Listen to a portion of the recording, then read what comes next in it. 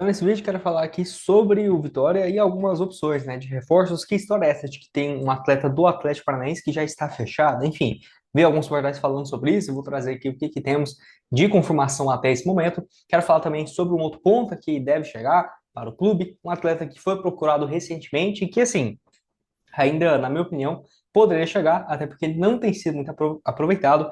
Enfim, vou trazer aqui um pouco mais de detalhes nesse vídeo de hoje. Só antes de começarmos aqui, ó, aproveite para deixar seu like, também se inscrever no nosso canal. Me chamo Gustavo, esse aqui é o canal o Black Carter Foot e conto com sua ajuda para chegarmos aqui, ó, 61 mil inscritos, que é o nosso próximo objetivo. Falta aqui um pouco menos de 800 inscritos no canal. Então, você está assistindo aqui e não se inscreveu, deixe seu like, se inscreve, que com certeza nos ajuda bastante a chegar aqui a essa próxima meta, beleza? Então, eu quero deixar aqui na tela para vocês justamente sobre os números, né, dos jogadores que eu quero falar aqui com vocês.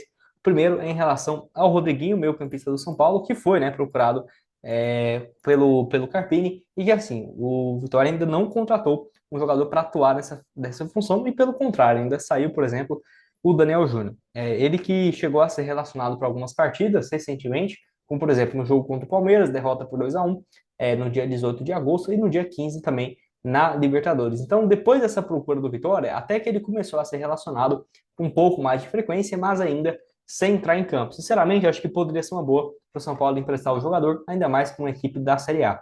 É óbvio que enxerga nele um grande potencial, mas não adianta, né? Você vê um potencial no atleta e não ter chance, né? Você vê e fala, pô, tem muitas competições importantes daqui para o final da temporada, mas vamos colocar assim, não vai ter como esse cara jogar com frequência, jogar umas 4, 5 partidas só no Brasileirão, eu acho que para o Vitória poderia ser uma boa. Lembrando que foi uma indicação do Carpini, né, que pediu o atleta depois de ter trabalhado com ele no São Paulo, no início dessa temporada, apesar dele não ter tido muito espaço, né, com o próprio Carpini nesse ano. Ano passado também pelo São Paulo, 14 partidas e uma assistência, e 2022, 4 jogos e um gol, isso na equipe profissional, né? Então, desde os 18 anos, 17, 18, o Rodriguinho já vem aparecendo como uma alternativa. O gol dele foi contra a Universidade Católica, né? Foi na Sul-Americana. Uma partida e um gol. Deixa a sua opinião aqui embaixo nos comentários. Você aceitaria? Não aceitaria? Tô curioso para saber. Quero falar aqui agora com vocês, na Esportiva VIP, esses próximos jogos do Vitória, que vai ter, né? Inclusive esse compromisso aqui, ó.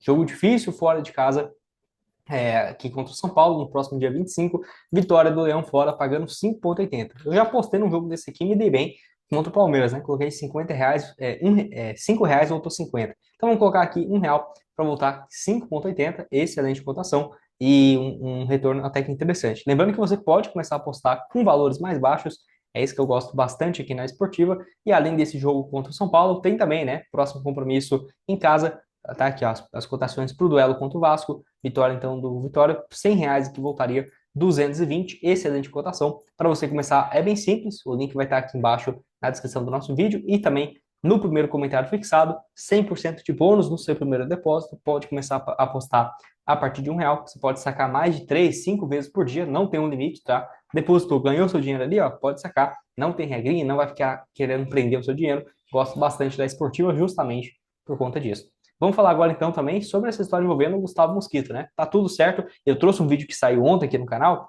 Muita gente até perguntou, Gustavo, mas já tá certo, não? Essa situação do Mosquito. Está, tá? Só que ainda não tinha esse acordo. Eu gravei de manhã, o acordo foi divulgado logo depois, né? Acho que 10 minutos depois que eu terminei o vídeo. Tá aqui, ó. Vitória certa com o ex-Corinthians e aguarda liberação da justiça. Por quê? Tá aqui, ó.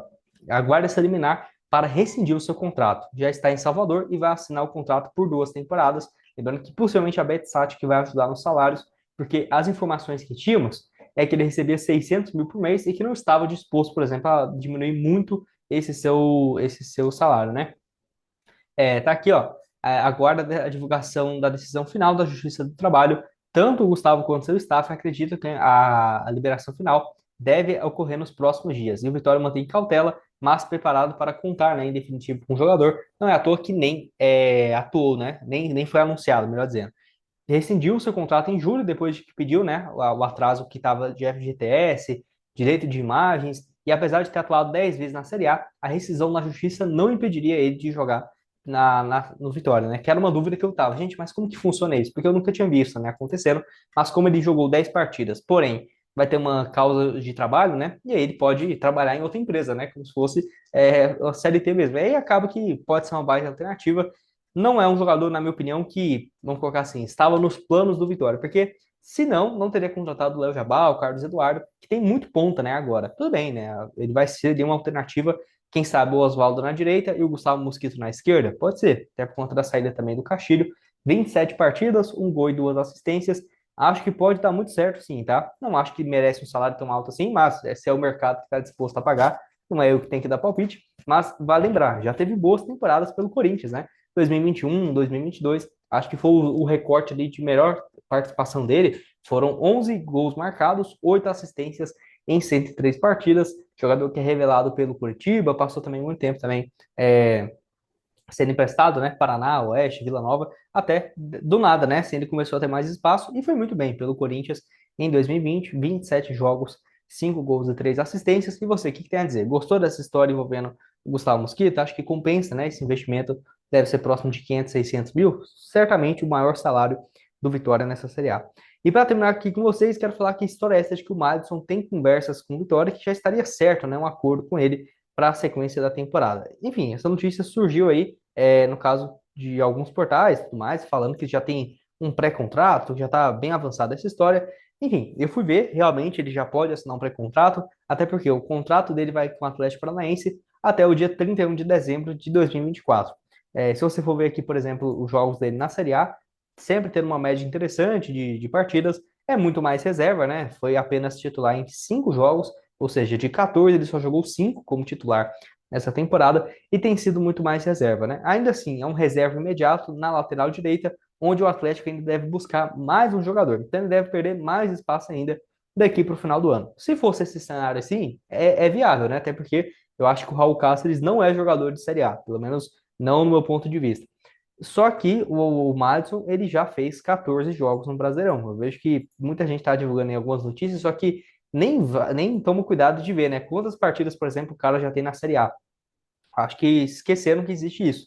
E aí não é igual o caso do Gustavo Mosquito, né? Que, o Atlético Paranaense não tá pagando em dia. Isso aí não existe, né? Então o Atlético Paranaense está pagando sim, não tem nada de que poderia rescindir o contrato e jogar pelo Vitória na Série A.